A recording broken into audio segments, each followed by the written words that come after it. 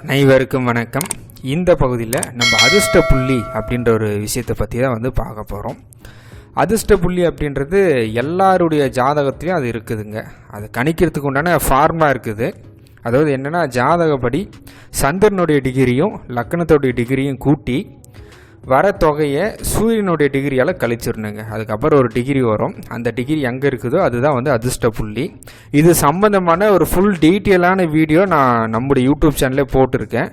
நான் ஹேண்டில் கீழே அந்த வீடியோவில் லிங்க்கு கொடுக்குறேன். அந்த லிங்க்கை கிளிக் பண்ணி நீங்கள் ஃபுல் வீடியோவை கொஞ்சம் பாருங்கள். இப்போ இந்த பகுதியில் வந்து ஜாதக டீட்டெயில்ஸ் பார்த்துக்குங்க. இந்த ஜாதகருடைய அதிர்ஷ்ட புள்ளி அப்படின்றது மேச ராசியில் விழுந்திருக்குதுங்க. ஆப்பு அப்படின்னு போட்டு இருக்கு இல்லையா, ஆப்புனா அதிர்ஷ்ட புள்ளி. மேச ராசியில் 11 டிகிரியில் அதிர்ஷ்ட புள்ளி விழுந்திருக்குது. அதிர்ஷ்ட புள்ளியோட உபநட்சத்திரம் புதனாக இருக்குதுங்க. இந்த புதன்ற கிரகத்தை மையப்படுத்தி நிறையா விஷயங்கள் இந்த ஜாதகருக்கு நம்ம வந்து சொல்லலாம். இதை நீங்கள் அதிர்ஷ்ட புள்ளி ஃபார்ச்சுனா அப்படின்னு கூட இருக்கும். நிறையா சாஃப்ட்வேரில் கணிச்சிங்கன்னா ஃபார்ச்சுனான்னு வரும். அது கொஞ்சம் நீங்கள் பார்த்துக்குங்க. இப்போ அதிர்ஷ்ட புள்ளியோட உபநட்சத்திரமாக இருக்கக்கூடிய புதன் இவருக்கு வந்து இந்த இடத்துல கடகராசியில் விழுந்திருக்குதுங்க. சரிங்களா?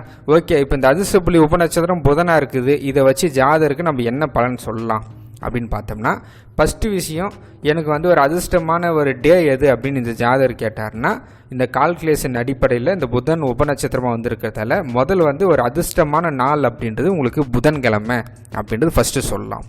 அதுக்கடுத்து அதிர்ஷ்டமான நட்சத்திரம் எது அப்படின்னு கேட்டாங்கன்னா, புதனுக்கு உண்டான 3 நட்சத்திரம் ஆயுள்யம், கேட்டை, ரேவதி, இந்த 3 நட்சத்திரமும் உங்களுக்கு ஒரு அதிர்ஷ்டத்தை தரக்கூடிய நட்சத்திரம் அப்படின்றத சொல்லலாம்.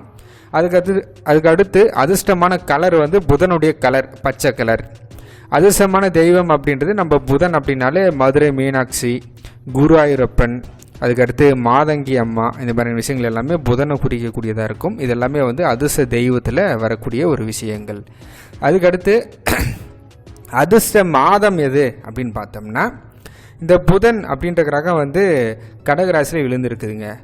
அப்போ கடகராசி அப்படின்றது ஆடி மாதத்தை குறிக்கும். அப்போ வருஷத்துக்கு ஒவ்வொரு வருஷமும் ஆடி மாதம் உங்களுக்கு ஒரு சிறப்பான மாதம், அதிர்ஷ்டத்தை தரக்கூடிய மாதம் அப்படின்றத சொல்லலாம். அதுக்கடுத்து குருன்ற கிரகம் எப்பெல்லாம் கடகராசிக்கு வருதோ, 12 வருடத்துக்கு ஒரு முறை குருன்ற கிரகம் கடகராசிக்கு வரும். அப்போ கடகராசிக்கு குரு வரக்கூடிய அந்த ஒரு வருடம் மிகவும் அதிர்ஷ்டத்தை தரக்கூடிய வருடம் அப்படின்றத நம்ம வந்து இங்கே பார்க்கலாம். இது மட்டும் இல்லைங்க, இந்த அதிர்ஷ்ட புள்ளியோடைய அந்த தொடர்பு, அந்த டிகிரி, அந்த உபநட்சத்திரத்தை வச்சு நம்ம நிறையா விஷயங்கள் சொல்லலாம். இந்த கடகராசியில் லக்னம் பயணிக்கக்கூடிய அந்த நேரம், கடகராசியில் சந்திரன் போடக்கூடிய அந்த டைம் எல்லாமே அதிர்ஷ்டத்தை தரக்கூடியதாக இருக்கும். இதை பற்றி